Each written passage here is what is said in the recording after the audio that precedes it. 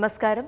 ജ്യോതിഷത്തിന്റെ കാണാപ്പുറങ്ങൾ തേടുന്ന പ്രണവത്തിലേക്ക് എല്ലാ കൗമുദി TV പ്രേക്ഷകർക്കും എല്ലാ ലേഡീസ് അവർ പ്രേക്ഷകർക്കും സ്വാഗതം.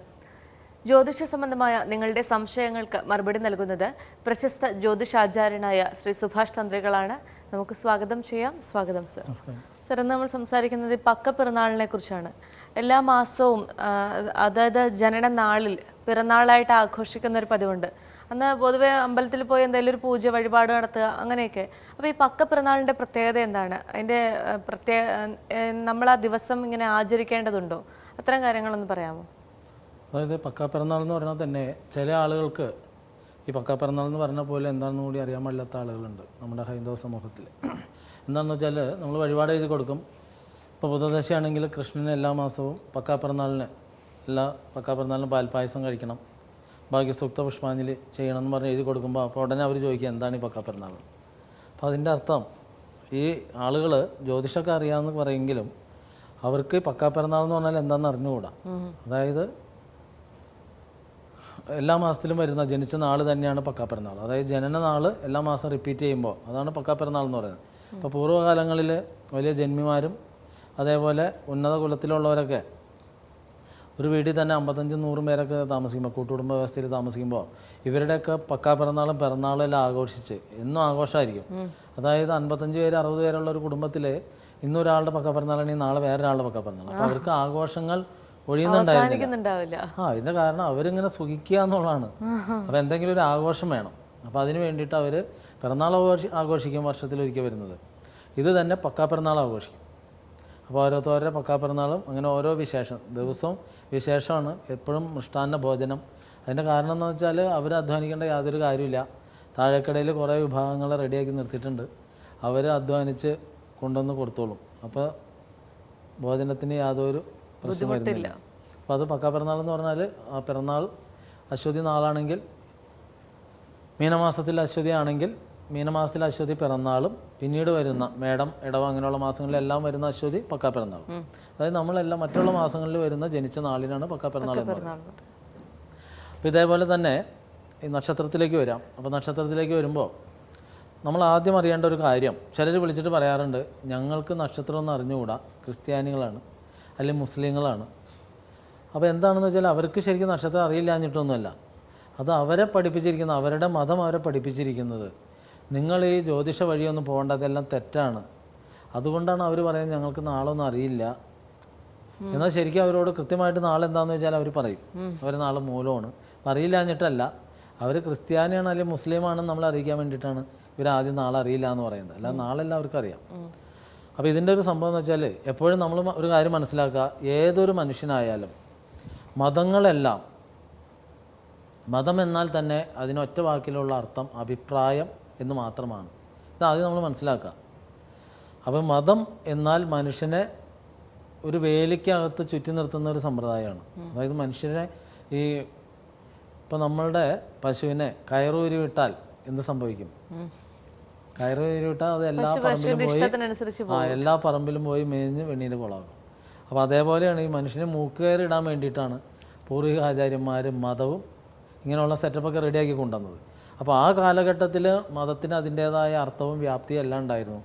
ഈ കാലഘട്ടത്തിൽ ഇതൊരു രാഷ്ട്രീയ ആയുധമാക്കുകയാണ് ചെയ്യുന്നത്. അതായത് സ്വാർത്ഥതയ്ക്കുള്ള ഒരു പരിഹാരമായിട്ടാണ് ഇന്ന് മതത്തിന് ഉപയോഗിക്കുന്നത്. പൂർവ്വകാലങ്ങളിൽ മതം എന്നാൽ ഒരു ചട്ടക്കൂടായിരുന്നു. അപ്പോൾ ഇത് ഭ്രാന്തായി കഴിയുമ്പോൾ ഒരു സംഭവമാണ് ഇപ്പോൾ സംഭവിക്കുന്നത്. അപ്പോൾ ഇത് രാഷ്ട്രീയ വിലപേശലാണ്. ഇപ്പോൾ വിലപേശൽ വേണമെന്നുണ്ടെങ്കിൽ പിന്നിൽ നിൽക്കുന്നവർ സ്ട്രോങ് ആയിട്ട് നിന്നാൽ മാത്രമേ നേടിയെടുക്കാൻ പറ്റുള്ളൂ, അധികാരം നേടിയെടുക്കാൻ പറ്റുള്ളൂ. അതുകൊണ്ട് ഇന്നത്തെ മതസമ്പ്രദായം എന്ന് പറഞ്ഞാൽ സ്ട്രോങ്ങിലാണ് വരണത്. അത് ചില സമുദായങ്ങളാണെങ്കിൽ വളരെ വളരെ സ്ട്രോങ്ങിലാണ് വരുന്നത്. അപ്പോൾ എങ്ങനെ പേടിപ്പിക്കാമെന്ന് വെച്ചാൽ ഈ മതത്തിൻ്റെ ആയാലും സമുദായത്തിൻ്റെ ആയാലും ഓരോ പ്രോഗ്രാമുകളിൽ, കുടുംബ യൂണിറ്റുകളിൽ, സംഘടനാ പ്രവർത്തനങ്ങളിലൊക്കെ കൃത്യമായിട്ട് പങ്കെടുത്തില്ലെങ്കിൽ വിവാഹ പത്രിക മുറിച്ച് കൊടുക്കില്ല എന്ന് പറഞ്ഞ് പേടിപ്പിക്കും. അപ്പോൾ അങ്ങനെയാണ് ഇപ്പോൾ ഓരോ മതക്കാരും ഓരോ സമുദായക്കാരും ജനങ്ങളെ പിടിച്ചിരുത്തുന്നത്. അപ്പോൾ എനിക്ക് പറയാനുള്ള ജനം ഒരു കാര്യം ആദ്യം മനസ്സിലാക്കുക, നമ്മുടെ കഴിഞ്ഞ UDF സർക്കാരിൻ്റെ കാലമല്ല, അതിന് മുമ്പത്തെ LDF സർക്കാരിൻ്റെ കാലഘട്ടത്തിൽ ഇവിടെ പഞ്ചായത്തിൽ നിയമം പാസ്സാക്കി. പഞ്ചായത്തിലല്ല, മൊത്തത്തിൽ പഞ്ചായത്ത് അല്ലെങ്കിൽ മുനിസിപ്പാലിറ്റി കോർപ്പറേഷനിലൊക്കെ ഒരു നിയമം കൊണ്ടുവരുന്നു സർക്കാർ. അതായത് ഏത് മതസംഘടനയിൽ രജിസ്റ്റർ ചെയ്താലും അതിനേക്കാളും വാല്യുവേഷനായിട്ട് സർക്കാർ തദ്ദേശ ഭരണ സ്ഥാപനങ്ങളിൽ രജിസ്റ്റർ ചെയ്താൽ മാത്രമേ ഈ വിവാഹത്തിന് സാധുതയുള്ളൂ. അപ്പോൾ നമ്മൾ മനസ്സിലാക്കേണ്ട ഒരു കാര്യം, സമുദായങ്ങളോ മതങ്ങളോ നിഷ്കർഷിക്കുന്ന ഒരു സംഭവം കൊണ്ട് യാതൊരു വിലയുമില്ല. അങ്ങനെ വിലയില്ലാതാക്കി കളഞ്ഞു എന്നുള്ളൊരു കാര്യം നമ്മൾ ബോധത്തോടുകൂടി മനസ്സിലാക്കുക. അപ്പോൾ ധൈര്യമുള്ള ആർക്ക് വേണമെങ്കിലും പ്രതികരിക്കാം. കാരണം ഇനി ചീട്ട് കിട്ടില്ല എന്ന് എഴുതിയിട്ട് കുട്ടിയുടെ വിവാഹത്തിന് സാധുത കിട്ടില്ല എന്ന് പേടിക്കണ്ട.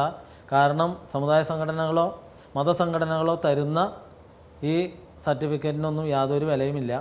വില വേണമെന്നുണ്ടെങ്കിൽ തദ്ദേശ ഭരണ സ്ഥാപനങ്ങൾ തന്നാൽ മാത്രമേ അതിന് വില ഉണ്ടാവുള്ളൂ. അപ്പോൾ അത് തന്നെ ഇവരുടെ മൂക്ക് ചെത്തി കളഞ്ഞാണ് കാണിച്ചത്. പക്ഷേ ജനത്തിന് ഇപ്പോഴും അത് മനസ്സിലായിട്ടില്ല എന്താ ചെയ്തതെന്നുള്ളത്. ജനം കരുതുന്നത് വീട്ടിലെ വിവാഹം നടത്തി അല്ലെങ്കിൽ ക്ഷേത്രത്തിൽ വിവാഹം നടത്തിയ സമുദായത്തിൻ്റെ സർട്ടിഫിക്കറ്റ്, എന്നാലും ഇതുണ്ടെങ്കിലും ഇവിടെ ചെന്നിട്ട് തദ്ദേശ സ്ഥാപനത്തിൽ രജിസ്റ്റർ ചെയ്താൽ മാത്രമേ പറ്റുള്ളൂ. ഒരു നൂലാമാല കൊണ്ടെന്ന് വെച്ചു എന്നാണ് ജനം കരുതുന്നത്. ശരിക്കും അത് ജനങ്ങൾക്കൊരു അനുഗ്രഹമാണ്. കാരണം സ്വതന്ത്രമായിട്ട് നിൽക്കണമെന്ന് വിചാരിക്കുന്ന ആർക്ക് വേണമെങ്കിലും ധൈര്യത്തോടു കൂടി പ്രതികരിക്കുന്നതിന് വേണ്ടി ഉണ്ടാക്കിയ സർക്കാർ സംവിധാനമാണ് ഇത്. ധൈര്യത്തോടുകൂടി ജീവിക്കുന്ന ആർക്ക് വേണമെങ്കിലും ഉപയോഗിക്കാം. പേടിപ്പിച്ച് ഇതിനൊന്നും വന്നില്ലെങ്കിൽ ഇനി അങ്ങ് കയറ്റില്ല എന്ന് പറയുമ്പോൾ കയറ്റേണ്ടെന്ന് തന്നെ ധൈര്യമായിട്ട് പറയാം. കുട്ടികളുടെ വിവാഹം രജിസ്റ്റർ ചെയ്യണം എന്നുള്ളൊരു ഭയം കൊണ്ടൊന്നും ആരും നിൽക്കേണ്ട ഒരു കാര്യമില്ല. അപ്പോൾ എന്നിരുന്നാലും നമ്മളുടെ വിഷയം അതല്ലെങ്കിൽ ഇപ്പോൾ നമ്മുടെ അടുത്ത് പൂജാപരിഹാരത്തിനൊക്കെ വരുമ്പോൾ ഓരോരുത്തരോട് സംസാരിക്കുമ്പോൾ അവരുടെ ഭയപ്പാടുകൾ നമ്മളോട് പറയും ഇങ്ങനെ. അതുകൊണ്ടാണ് ഇത് പറയാനുള്ളൊരു കാരണം. അപ്പോൾ നമുക്ക് നമ്മുടെ ജ്യോതിഷ രീതിയിലേക്ക് വരാം. ഇപ്പോൾ എന്താണെന്ന് വെച്ചാൽ നമുക്ക് നക്ഷത്രത്തിലാണ് തുടങ്ങിയ പക്കാപ്പിറന്നാളിലേക്ക് വന്നു. അപ്പോൾ നമ്മൾ ആദ്യം ഒരു കാര്യം മനസ്സിലാക്കുക, എപ്പോഴും നമുക്കൊരു നക്ഷത്രമില്ലാതെ ഒരാളും ജനിക്കില്ല. 27 നക്ഷത്രങ്ങളിൽ ഏത് നക്ഷത്രത്തിലാണോ ജനിക്കുന്നത് അതിന് വളരെ പ്രസക്തിയുണ്ട്. കാരണം എന്താണെന്ന് വെച്ചാൽ ഓരോ നക്ഷത്രത്തിനും ഓരോ നക്ഷത്ര അധിപന്മാരുണ്ട്. ഓരോ അധിപൻ്റെയും അണ്ടറിലായിരിക്കും നമ്മളുടെ ദശാകാലം കടന്നു പോകുന്നത്. അതായത് ഇത്ര വയസ്സ് മുതൽ ഇത്ര വയസ്സ് വരെ നമ്മൾ ഏത് ദശാകാലത്തിലാണോ ജീവിക്കുന്നത് ഇത് നിർബന്ധമായിട്ട് നമ്മൾ അറിഞ്ഞിരിക്കണം. കാരണം ചില ദശാകാലങ്ങൾ നമുക്ക് വളരെ മോശ കാലഘട്ടവും ചിലത് നല്ല കാലഘട്ടവുമായിരിക്കും. അപ്പോൾ ഈ മോശ കാലഘട്ടമാണെങ്കിൽ നമ്മളതിനെ അറിഞ്ഞ് ബുദ്ധിപൂർവ്വം ക്ഷമയോടുകൂടി ജീവിക്കാനുള്ള ഒരു അറിവ് നമുക്ക് കിട്ടണമെന്നുണ്ടെങ്കിൽ നക്ഷത്രം നമ്മൾ അറിഞ്ഞിരിക്കണം. പറ്റുമെങ്കിൽ ഏത് മതത്തിലായാലും ജനിക്കുന്നവർ ഡേറ്റ് ഓഫ് ബർത്തും ടൈമൊക്കെ കുറിച്ച് വെച്ചിരുന്നാൽ, ഇന്നിപ്പോൾ സോഫ്റ്റ്വെയറൊക്കെ എല്ലായിടത്തും ഉപയോഗിക്കുന്ന ഒരു കാലഘട്ടമാണ്. അപ്പോൾ ആർക്ക് വേണമെങ്കിലും ഈ ആസ്ട്രോളജി സോഫ്റ്റ്വെയറിൽ കയറി അടിച്ച് നോക്കിക്കഴിഞ്ഞാൽ ഡേറ്റും ടൈമൊക്കെ അടിച്ചു കഴിഞ്ഞാൽ ഇത്ര ഏതാ നാളെന്നുള്ളത് അറിയാൻ പറ്റും. അതേപോലെ ദശാകാല ശിഷ്ടം, ജന്മശിഷ്ടം ഇത്ര വർഷം എന്ന് പറഞ്ഞൊക്കെ കാണിച്ചിട്ടുണ്ടാവും. ഇത് കണക്ക് കൂട്ടിക്കഴിഞ്ഞാൽ ബാക്കി ഭാഗങ്ങളെല്ലാം ഇപ്പോൾ നമ്മുടെ പ്രോഗ്രാം കണ്ടാലും മനസ്സിലാവും ഇത്ര വർഷമാണ് ദശാകാലം. അപ്പോൾ ഇങ്ങനെയുള്ള ദശാകാലങ്ങളൊക്കെ നമുക്ക് തന്നെ കണക്ക് കൂട്ടിയിട്ട് ഏത് ദശാകാലത്തിലാണോ നമ്മൾ ജീവിക്കുന്നത് ഇതെല്ലാവർക്കും അറിയാൻ പറ്റും. ഇതെല്ലാവരും അറിഞ്ഞിരിക്കുകയും വേണം. കാരണം എന്താണെന്ന് വെച്ചാൽ ഈ മതം എന്ന് പറയുന്നത് നമ്മൾ മുമ്പ് പറഞ്ഞ പോലെ മനുഷ്യനെ നിലയ്ക്ക് നിർത്താനുള്ളൊരു ചട്ടക്കൂട് മാത്രമാണ്. അല്ലാതെ ഈ കറുപ്പ് പോലെ ആവാൻ പാടില്ല. മതം നമ്മളെ തിന്നുകൊണ്ട് പോകുന്ന ഒരു രീതിയിലേക്ക് ജീവിതം വെച്ച് കൊടുക്കരുത്. അതിൻ്റെ ഉദാഹരണം എന്താണെന്ന് വെച്ചാൽ നമ്മളൊരു ക്രിസ്ത്യാനിയുടെ വീട്ടിൽ വാസ്തു നോക്കുന്നതിന് വേണ്ടി അവിടെ ചെന്ന് വാസ്തുവിൻ്റെ കുറ്റിയൊക്കെ അടിച്ച് പോന്നു കഴിഞ്ഞപ്പോൾ പിന്നീട് അവരുടെ പുരോഹിതൻ വിളിച്ച് ഉപദേശിച്ചു. അങ്ങനെ ഉപദേശിച്ചൊരു ഉപദേശം എന്താണെന്ന് വെച്ചാൽ നമ്മളുടെ പാനപാത്രം നിറഞ്ഞു തുളുമ്പി കിടക്കുകയാണ്. അതായത് ചഷകം, ക്രിസ്ത്യാനിയുടെ ചഷകം നിറഞ്ഞു തുളുമ്പി ജലം എപ്പോഴും നിറഞ്ഞു കിടക്കുകയാണ്. നിങ്ങൾക്ക് വേറെ ഒന്നിൻ്റെ ആവശ്യമില്ല. അങ്ങനെയാണ് അടുത്ത അവരുടെ പള്ളിയിലെ കുർബാനയ്ക്ക് ഒരു പ്രഭാഷണം ഉണ്ടോ, ആ സമയത്ത് അച്ഛനെ ഉത്ബോധിപ്പിച്ചു. ഇങ്ങനെ ലക്ഷ്യമിട്ടിട്ടാണ് അത് ഉത്ബോധിപ്പിച്ചത്.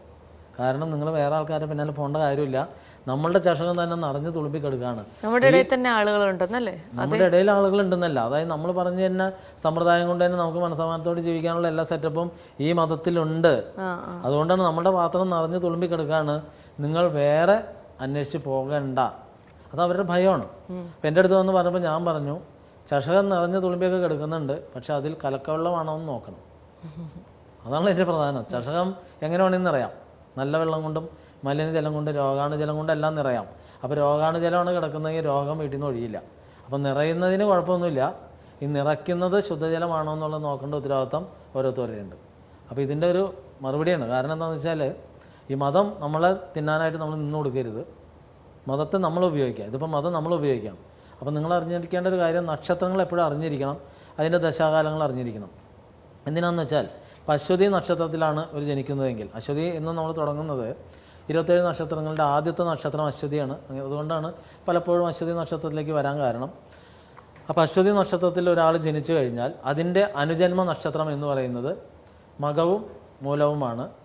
അപ്പോൾ അശ്വതി നക്ഷത്രത്തിൽ ജനിക്കുന്ന ഒരാൾക്ക് അശ്വതി നക്ഷത്രത്തിൽ വഴിപാടൊന്നും ചെയ്യാൻ സാധിച്ചില്ല എങ്കിൽ അതിന് പകരമായിട്ട് ഈ അനുജന്മ നാളിൽ ചെയ്യാൻ സാധിക്കും. അതിനു വേണ്ടിയിട്ടാണ് അനുജന്മ നാൾ. അശ്വതി, മകം, മൂലം. അതേപോലെ മൂലത്തിൻ്റെ അനുജന്മ നാളാണ് മകം, അശ്വതി. മകത്തിൻ്റെ അനുജന്മ നാളാണ് അശ്വതി, മൂലവും അശ്വതി. അപ്പോൾ ഇത് ഈ 3 നാളും ഈ പരസ്പരം അങ്ങോട്ടും ഇങ്ങോട്ടും പൂരകങ്ങളാണ്. നമുക്കൊരു വഴിപാട് ചെയ്യാൻ പറ്റിയില്ലെങ്കിൽ, അതായത് അശ്വതിക്ക് ജനിച്ച ഒരു കുട്ടിക്ക് അശ്വതിക്ക് വഴിപാട് ചെയ്യാൻ പറ്റില്ല എന്ന് ഇത് വേവലാതിപ്പെടേണ്ട. മകത്തിന് ചെയ്യാം, അതിൽ ഫലിക്കും. അതേപോലെ മകത്തിന് ചെയ്യാൻ പറ്റില്ലെങ്കിൽ മൂലത്തിന് ചെയ്യാം. ഇതേപോലെ തന്നെ ബലികർമ്മങ്ങൾ ചെയ്യുമ്പോഴും ഈ നാളുകൾ തന്നെയാണ് അനുജന്മ നാൾ എന്നുള്ളത് ആദ്യം മനസ്സിലാക്കിയിരിക്കുക. അടുത്ത എപ്പിസോഡിൽ ഇതിൻ്റെ ബാക്കി അനുജന്മ നാളുകളും അതിൻ്റെ വിശേഷങ്ങളുമായി അടുത്ത എപ്പിസോഡിൽ വീണ്ടും കാണാം. പ്രണവം പൂർണ്ണമാകുകയാണ്. മറ്റൊരു വിഷയവുമായി വീണ്ടും കാണാം. നന്ദി, നമസ്കാരം.